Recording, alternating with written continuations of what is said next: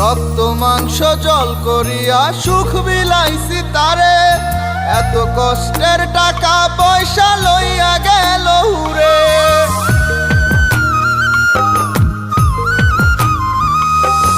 এই প্রবাসীর শত জ্বালা কেমন করে নিবে, সব হারিয়ে নিঃস্ব আমি, কেউ কি আর বুঝিবে।